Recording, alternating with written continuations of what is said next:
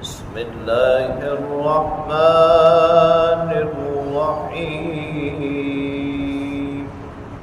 واذكروا الله في أيام معدودات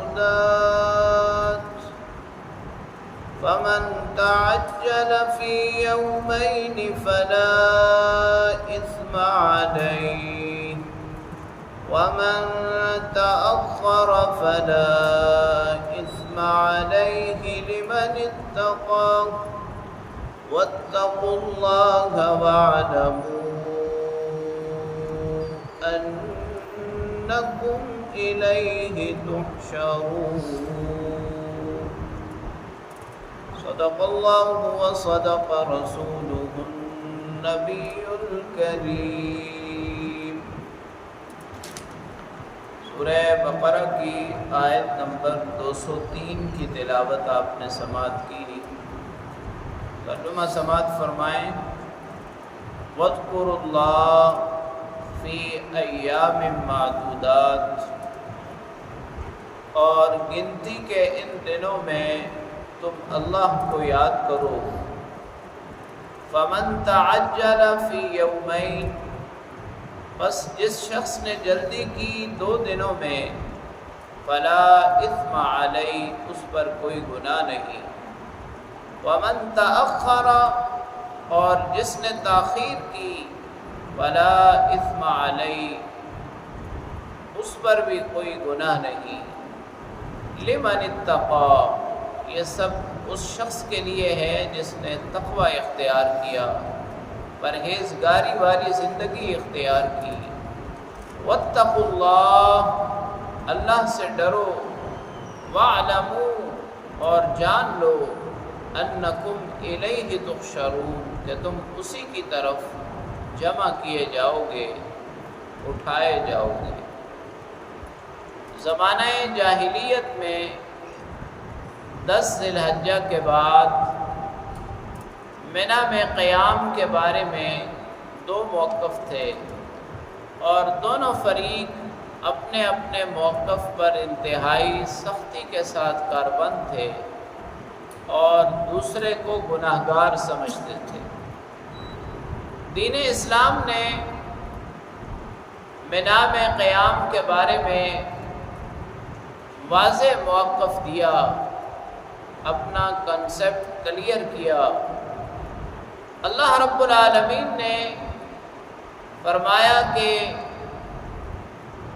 جو شخص منی میں 2 دن قیام کرے اور اس کے بعد مکہ مکرمہ چلا جائے،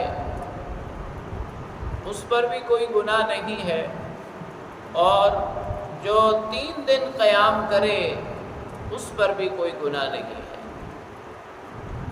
زمانہ جاہلیت میں کچھ لوگوں کا موقف یہ تھا کہ 12 ذی الحجہ کو ہر حال میں آپ نے منی سے نکل جانا ہے، اگر آپ 12 ذی الحجہ کو منی سے نہیں نکلتے تو آپ گناہگار ہیں۔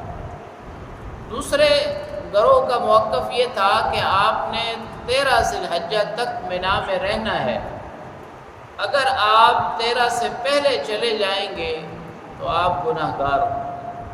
نبی کریم صلی اللہ علیہ وسلم نے اس کی وضاحت فرمائی کہ 11، 12 اور 13 ذی الحجہ، ان 3 دنوں میں منی میں قیام مسنون ہے، البتہ 2 دنوں کی رمی واجب ہے۔ لہٰذا جو شخص 12 ذی الحجہ کو شام کو منی سے چلا جاتا ہے، اس پر 13 ذی الحجہ کی رمی بھی نہیں ہے اور کوئی گناہ بھی نہیں ہے۔ اور جو شخص 12 ذی الحجہ کے غروب آفتاب تک منی میں رہتا ہے تو اس کے لیے یہ حکم فرمایا کہ وہ 13 ذی الحجہ کو بھی رمی کر لے۔ ہاں، اس میں یہ رعایت بھی بیان فرما دی کہ 13 ذی الحجہ کی رمی جو ہے وہ زوال سے پہلے پہلے بھی کر سکتے ہیں۔ اور یہ اعمال حج بیان کرنے کے بعد اللہ کریم فرما رہے ہیں لمن اتقى، یعنی تقوی اور پرہیزگاری حج کے بعد بھی انتہائی ضروری ہے۔